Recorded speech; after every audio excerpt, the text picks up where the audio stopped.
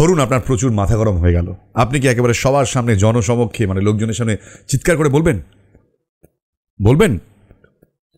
দেখুন, আমি তো জাস্ট নিজে ক্যামেরার সামনে আপনাদের সামনে উচ্চারণ করতে পারছি না, আমার কোনো রাগও হয়নি, যদিও আপনি আমার লিপ রিড করে পড়ার চেষ্টা করলেন যে আমি কি বলেছি। অ্যাকচুয়ালি এটা একটা গালাগাল, বুঝতে পারছেন? হ্যাঁ, এবার আপনি বললেন হঠাৎ করে আমি এরকম কথা কেন বলতে যাচ্ছি। দেখুন, সোশ্যাল মিডিয়াতে বসে এরকম কথা বলা যায় কি যায় না তা নিয়ে আমি আলোচনা করব না, কিন্তু জনসমক্ষে একবারে পোস্ট অফিসের মাঝখানে পোস্ট অফিসের কর্মীদের উদ্দেশ্য করে এরকম একটি গালাগালি কি আপনি দিতে পারবেন? সিরিয়াসলি বলুন, পারবেন? আবার তিনি এমন কাজ করে দেখিয়েছেন, সাবাস। আমি তো আপনাকে ভুলে গিয়েছিলাম মশাই, আপনি কোথায় ছিলেন একদিন? আমি তো ভুলে গিয়েছিলাম, সব কিছুকে ভুলিয়ে দিয়েছিলাম। আপনি ক্ষমা চাওয়ার পর মনে করেছিলাম যে যাক, অ্যাটলিস্ট জানি আপনি ক্ষমাটা কেমন করে চেয়েছিলেন, তারপরে আপনাকে নিয়ে আর কোনো ভিডিও বানায়নি, কারণ আপনি খুব শান্তশিষ্ট ছেলে ছিলেন। তাই বলে পোস্ট অফিসে গিয়ে বউকে সঙ্গে নিয়ে বলে দেবেন? আচ্ছা, কি হয়েছে এই ভিডিওতে প্রথমে আগে দেখুন ভিডিওটি, তারপর এর বিস্তারিত আলোচনা আপনাদের সামনে নিয়ে আসবো।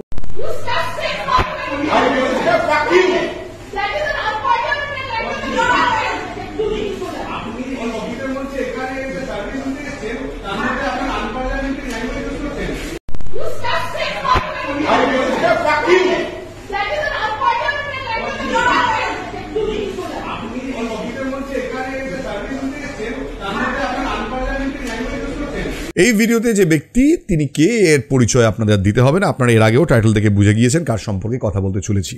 ঘটনাটি ঘটেছে পোস্ট অফিসে ওনার ওয়াইফ প্রথমে গিয়েছিলেন চৈতালি দেবী, এবং তিনি সেখানে গিয়ে বলেন যে মহিলা সুরক্ষা দপ্তর থেকে এসছেন, কিছু আধার কার্ডের লিঙ্ক করানোর বিষয় ছিল পোস্ট অফিসে সেখানে, এবং সেই মুহূর্তে অনেক লাইন ছিল, তাকে পরে আসতে বলা হয়, তিনি 1:30টার সময় ফের যান, এবং যেটা বলা হচ্ছে তিনি নাকি শিল্পীর পত্নী সুলভ আচরণ করেন, তাকে বিশেষ সুবিধা দেওয়ার কথা বলেন। সেখানে কর্মীরা যখন রাজি হন না, তখন তিনিও স্যারও উপস্থিত হন, এবং স্যার সেখানে এসে ফাইনালি তার বউয়ের অপমান দেখে এরকম আস্তে করে নয়, চিৎকার করে সবার সামনে বলে ওঠেন।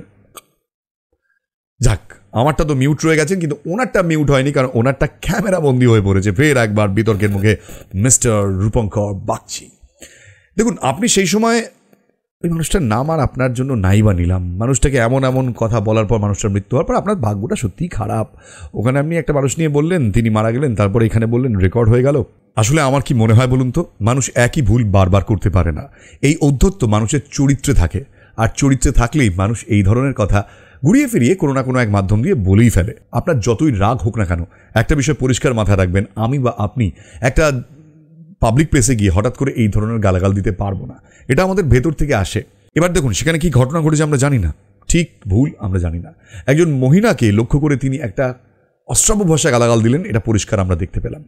গোটা ঘটনাটি ঘটার পর ফেসবুকের এই প্রোফাইল থেকে বিষয়টিকে পরিষ্কারভাবে লিখে বিস্তারিত জানানো হয় যে রূপঙ্কর বাগচি এবং তার স্ত্রী ঠিক কী করেছেন, আনপার্লামেন্টারি কথা ব্যবহার করছেন। এবার অনেকেই প্রশ্ন করতে পারেন, আপনি কেন এটা দিয়ে দিলেন সরাসরি এই ধরনের গালাগাল ওপেন সোশ্যাল মিডিয়ায়? দেখুন, আমি যদি এই শব্দটা ব্যবহার না করতাম, মানে উনি যেটা বলেছেন আপনাদের না শোনাতাম, তাহলে উনি ঠিক কী বলেছেন যতক্ষণ আপনি বুঝতে পারতেন বা শুনতে পারতেন, ততক্ষণ এই এফেক্টটা করতো না যে আপনি জনসমক্ষে কিভাবে একজন মহিলাকে এই ধরনের কথা বলতে পারেন, একজন সরকারি কর্মীকে বিশেষ করে। মানে আপনি কাউকেই বলতে পারেন না, কিন্তু আপনার সরকারি অফিসে গিয়ে এই ধরনের ভাষা ব্যবহার সত্যি কি আপনারা করতে পারেন বা আপনি করেন? এ থেকেই পরিষ্কার বোঝা গিয়েছিল সেই দিনও মিস্টার বাগচি যে আপনার মানসিকতা ঠিক কেমন। আজকেও পরিষ্কার বোঝা যাচ্ছে যে আপনি যে কোনো কথায় এই ধরনের গালাগাল ইজিলি দিয়ে দিতে পারেন। তো যে মানুষ নিজেকে কন্ট্রোল করতে পারে না এবং সে বারবার এই ধরনের ঘটনা ঘটায়, পরিষ্কার বোঝা যাচ্ছে আপনার মানসিকতাটা কেমন। আপনি কত বড় শিল্পী এই নিয়ে আবারও বলছি আলোচনার কোনো দরকারই পড়ে না। আপনি কত বড় মানুষ এই নিয়ে বারবার আলোচনার প্রয়োজন পড়েছে কেন জানেন তো? কারণ ঠিক এই স্বভাবটার জন্য। আপনি যতই প্রতিবাদের কথা বলুন না কেন, আপনি যতই মানুষকে বোঝানোর চেষ্টা করুন এই বলে আমার সাথে এটা খারাপ হয়েছে, আমার ওয়াইফের সঙ্গে এটা খারাপ হয়েছে, আমি তো সেদিন এটাই বোঝানোর চেষ্টা করেছিলাম যে বাংলা গানের পাশে থাকুন, বাংলা সংস্কৃতির পাশে থাকুন, কিন্তু দেখুন যতই আপনি সমর্থন কুড়োনোর চেষ্টা করুন না কেন, মানুষকে খারাপ কথা বলে খারাপভাবে বিহেভ করে এটা কখনোই প্রমাণ করতে পারবেন না। এই ভিডিওটি সামনে আসার পর আরও একবার প্রমাণিত হয়ে গেল যে আপনি মানুষ হিসেবে ঠিক কেমন। প্রয়োজন পড়ে না আপনাকে নিয়ে ভিডিও বানানোর, কিন্তু সোসাইটিতে মানুষের এই যে ঔদ্ধত্য, একটা কিছু করে ফেলেছি, একটা নাম হয়ে গেছে, তারপর আমি যা ইচ্ছা তাই করতে পারি, যা ইচ্ছা তাই বলতে পারি, এটা মনে হয় আপনাদের এবার একটু বদল করা দরকার। আর হ্যাঁ, ভিডিও শেষে একটা বিষয় বলবো, এই যে ডিজিটাল ইন্ডিয়ার কথা সবসময় বলা হয়, সেখানে এই পোস্ট অফিসে আধার কার্ডের লিঙ্কের কথা বলা হয়। এখন বিভিন্ন ধরনের পরিষেবা সেখানে পাওয়া যাবে আধার কার্ড রিলেটেড। নাম চেঞ্জ করুন, ফোন নাম্বার চেঞ্জ করুন। আমার রিসেন্টলি এই নিয়ে একটি অভিজ্ঞতা হয়েছে এবং সেই অভিজ্ঞতা থেকে বলতে পারি যে পোস্ট অফিসগুলোতে এই নিয়ে যা ছিনিমিনি খেলা চলছে, সাধারণ মানুষের হয়রানি ছাড়া আর কিচ্ছু নয়। এই মুহূর্তে আধুনিক ডিজিটাল ভারত, কিন্তু এটা আধার কার্ডের লিঙ্ক করাতে গিয়ে যে সমস্যার মুখে হতে হয় সেটাও কিন্তু আমরা অস্বীকার করতে পারি না, এটাও বাস্তব ছবি। বাট তাই বলে আপনার দোষ এতে থেকে যায় না। যাই হোক, এই ভিডিওটা আপনাদের বানালাম আপনাদের জন্যই, আপনাদের দেখানোর জন্য যে এখনও তিনি বদলাননি, আর কবে বদলাবেন উই রিয়েলি ডোন্ট নো। হয়তো তিনি আর কোনোদিনও বদলাবেন না। নমস্কার স্যার, আরও একবার আপনাকে স্মরণ করলাম, তার জন্য দুঃখ পাবেন না।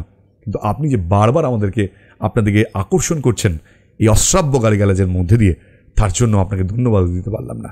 ভালো থাকবেন, মুখটা একটু চেন লাগিয়ে বসুন, একটু ঠিক থাকুন, এসব কথা বলবেন না। আপনি খুব একটা ঠিকঠাক কথা বলছেন না, এটা বুঝুন। আপনাকে বলে আর পারবো না, ভিডিওটা শেষ করলাম। ভালো লাগলে শেয়ার করবেন, কমেন্টে জানাবেন। কি আর বলি বলুন তো, ছাড়ুন।